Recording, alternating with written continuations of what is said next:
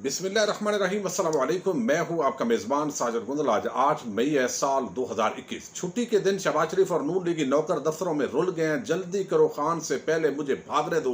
शहबाज शरीफ ये दुहाई देता रहा। हुकूमती चाल कामयाब, नई कहानी सामने आई है। शहबाज शरीफ का नाम किस किस लिस्ट के अंदर है, क्या हाई कोर्ट के हुक्म का उस पर इतलाक होता है, इस हवाले से भी आज वीडियो के अंदर हम बात करेंगे। गुज़श्ता वीडियो के अंदर मैं तफसील के साथ जिक्र कर चुका हूं कि किस तरह शहबाज शरीफ एयरपोर्ट पर पहुंचे, पूरा उनका सामान भी साथ था और लाहौर हाई कोर्ट का बड़े धड़ल्ले के साथ, बड़े तकब्बर के साथ आर्डर भी साथ लिया हुआ था। लेकिन FIA के बहादुर अमले ने कहा नहीं, आपका अभी तक नाम लिस्ट के अंदर मौजूद है, लिहाजा आप वापस जाइए, अभी आप ट्रैवल नहीं कर सकते। बिल आखिर उनको वापस आना पड़ा। मीडिया से बात की, तनकीद की हुकूमत से, शहजाद अकबर पर, फवाद चौधरी पर, शहबाज गिल पर। बहरहाल ये मामला क्लोज हो गया चूंकि प्राइम मिनिस्टर अपने वफद के हमरा सऊदी अरब गए हुए हैं। अब वापस आए तो उन्होंने कहा हमने ड्यू प्रोसेस ऑफ लॉ को फॉलो नहीं किया, जो एतराज है उसको आज दूर कर लेते हैं और कल ही हमारे शहबाज शरीफ साहब दोबारा फ्लाइट लेकर लंदन रवाना हो जाएंगे। लेकिन वो सारा खेल भी बिगड़ गया। पहले तो वो लाहौर हाई कोर्ट पहुंचे, उन्होंने कहा जनाब अभी तक आपने ये मुसद्दका नकूल आगे ट्रांसफर नहीं की, तो बराए मेहरबानी ये आप ट्रांसफर करें FIA को, ताकि FIA उस लिस्ट से शहबाज शरीफ का नाम निकाले और वो बैरून मुल्क ट्रैवल कर सकें। तो लाहौर हाई कोर्ट ने कमाल मेहरबानी फरमाते हुए उन्होंने कहा ठीक है, अभी हम आपकी मौजूदगी के अंदर इसको डिस्पैच कर रहे हैं। तो वहां पर जो शहबाज शरीफ के लोग थे, अता तारड़, मरियम औरंगजेब और चंद और लोग, उन्होंने कहा जी आप बाई हैंड दे दें, हम कोई बंदोबस्त करते हैं ताकि फौरी तौर पर इस्लामाबाद के अंदर जो DG FIA है उनके दफ्तर तक इनको पहुंचाया जाए और आज ही हमारा मसला हल हो जाए। तो उन्होंने कहा नहीं, ये प्रोसेस है, लॉ का प्रोसेस है, इसे हमने फॉलो करना है, ये डिस्पैच होगा और अपने तरीकाकार के तहत ये FIA के दफ्तर में पहुंचेगा। फिर वो लाहौर के FIA के दफ्तर के अंदर पहुंचे। जब दफ्तर में पहुंचे तो आज तो वैसे ही वफाक के इदारों को हफ्ते और इतवार 2 दिनों की छुट्टी होती है, तो वहां गया। उन्होंने कहा बीबी मरियम औरंगजेब आप फजूल में आई हैं, पता भी है आपको आज दफ्तर बंद है, चौकीदार थे तो आगे गार्ड थे, उन्होंने कहा आप जाइए, आज दफ्तर बंद है, साहब भी मौजूद नहीं है और वो आ भी नहीं सकते चूंकि छुट्टी है, तो आप आए मंडे को, अगर आप आना भी चाहते हैं। तो उसके बाद मरियम औरंगजेब ने एक प्रेस कॉन्फ्रेंस बड़े गुस्से से जलाल से खड़का दी, देखो आज बड़ा जबरदस्त हो गया, हमारे साथ इंतकामी कार्रवाई है, शहबाज शरीफ तो चले जाएंगे लेकिन हुकूमत ने ओछे हथकंडे दिखा दिए हैं। तो इस वक्त जो आटा बिजली चोर, चीनी चोर, इस तरह के जो रवायती नारे हैं उन्होंने लगाए। लेकिन उसके साथ ही उन्होंने बताया कि लाहौर हाई कोर्ट का एक तफसीली फैसला वो जारी कर दिया गया, तहरीरी फैसला जो ऑलरेडी शहबाज शरीफ की जमानत के हवाले से है। तो उन्होंने कहा हम आज तो रुसवा हो गए हैं, लेकिन ये जो आज फैसला आया है ये बड़ा जबरदस्त है, हमारे हक में जाता है। चूंकि ऑलरेडी एक जो जस्टिस असजद जावेद गुराल और जस्टिस जो थे दूसरे सरफराज डोगर, इनके दरमियान इख्तलाफ बाकी हुआ था और 3 रुकनी नया एक बेंच तश्कील दिया गया था जो रेफरी बेंच था। तो वो तीनों ने मुतफिका तौर पर शहबाज शरीफ की दरख्वास्त जमानत को मंजूर किया था और उन्होंने कहा था कि शहबाज शरीफ, जो नैब ने कहा था कि शहबाज शरीफ घर अराजी प्लाट से मुतल्लक मुतमईन नहीं कर सके। शहबाज शरीफ जमानत केस के अंदर ये जो तफसीली फैसला है 26 सफ़ात पर मुश्तमिल ये फैसला है। जस्टिस अली बाकर नजफी, जस्टिस आलिया नीलम और जस्टिस शहबाज रिजवी पर मुश्तमिल ये बेंच ने फैसला दिया और उन्होंने कहा कि हम जस्टिस सरफराज डोगर से इतफाक करते हैं। तहरीरी हुक्म में कहा गया कि फुल बेंच ने मुश्तरका तौर पर शहबाज शरीफ की जमानत मेरिट पर मंजूर की। नैब ने अदालत को बताया कि शरीफ फैमिली के खिलाफ 7 अरब 32 करोड़ 81 लाख रुपए के शवाहिद मिले। नैब के मुताबिक ये रकम मनी लॉन्ड्रिंग, फेक टीटीज के जरिए बनाएगी।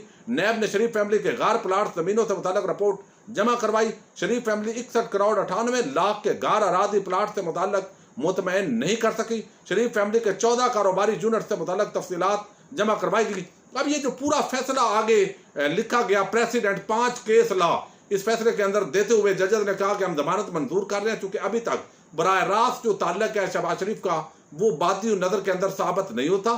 लेकिन जमानत के अंदर जो है वो सरसरी तौर पर जायजा लिया जाता है। असल मामला खुद जजेस ने कहा कि ये ट्रायल कोर्ट फैसला करेगी तो उस वक्त देखा जाएगा। लेकिन अभी जो ग्राउंड्स हैं जिनके बिना पर वो कैंसर के मरीज भी हैं, उनकी उम्र 70 साल से जायद भी है, वो अपोजिशन लीडर भी हैं, उन्हें अपना इलाज करवाना भी है, ये सारी चीजें देखते हुए अमूमन जमानत हो जाती है। लेकिन इसको जमानत को ये अपनी बेगुनाही साबित करते हैं मासूम आवाम के साथ। उनको पता नहीं होता कि ट्रायल के बाद बेगुनाह होना और जमानत पर रिहा होने का दोनों के अंदर फर्क क्या है। तो इस तरीके से एक लंबी चौड़ी उन्होंने प्रेस कॉन्फ्रेंस कर दी। फिर मरियम नवाज ने कहा देखो हुकूमत जो है वो घबरा गई है, हुकूमत अब इस तरीके से नहीं होगी, हुकूमत बिल्कुल इन हथकंडों पर उतर आई है। लेकिन साथ ही जो हुकूमती हिकमत अमली है वो दिलचस्प रही।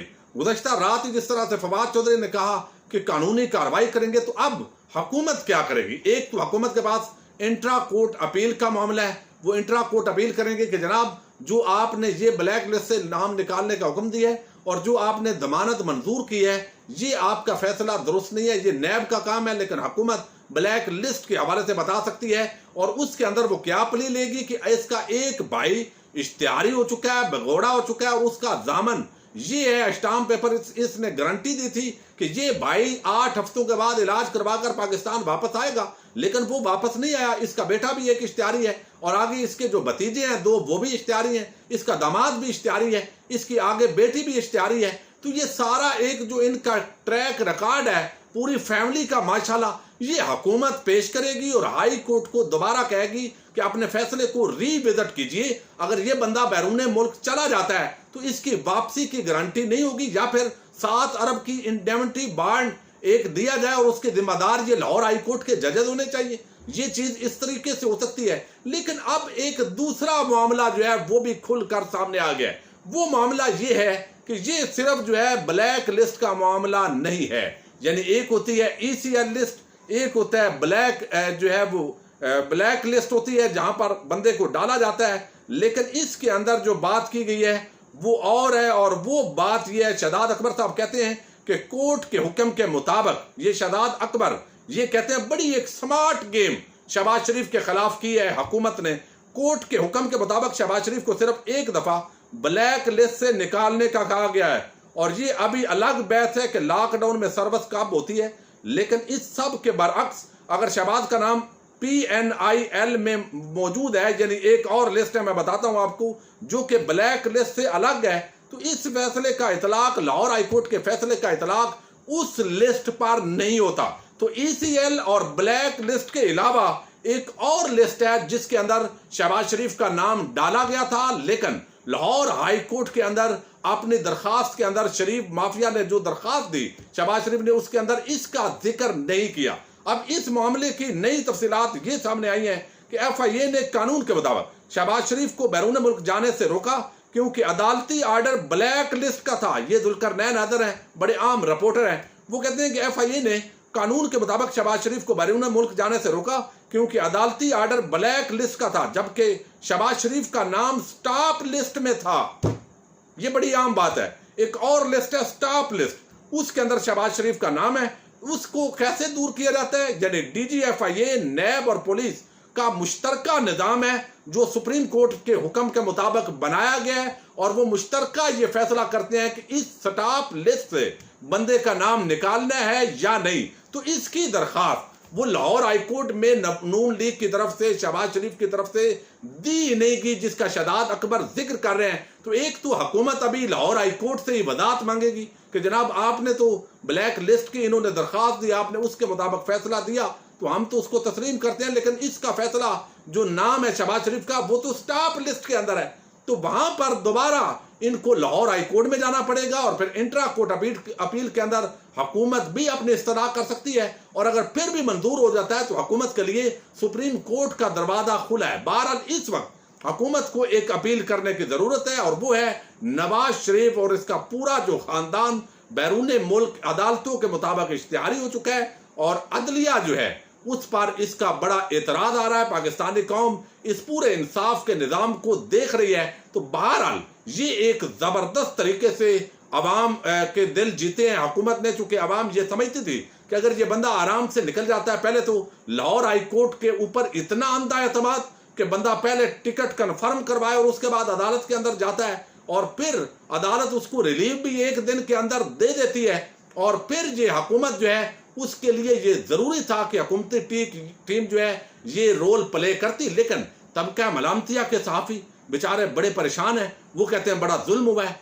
बड़ा ज्यादती हुआ है। लेकिन ये कितनी अजीब बात है इन लोगों की सहाफत पर। अगर ये मुल्क किसी ने लूटा है, अरबों खरबों कमा गए हैं, जहां से वो लेकर बैरून मुल्क मुंतकिल हुए हैं, उसका अफसोस जरा भर भी नहीं है। लेकिन अगर शरीफ और जरदारी माफिया को थोड़ी सी आंच भी आती है तो उस पर सफ़े मातम बिछाई जाती है।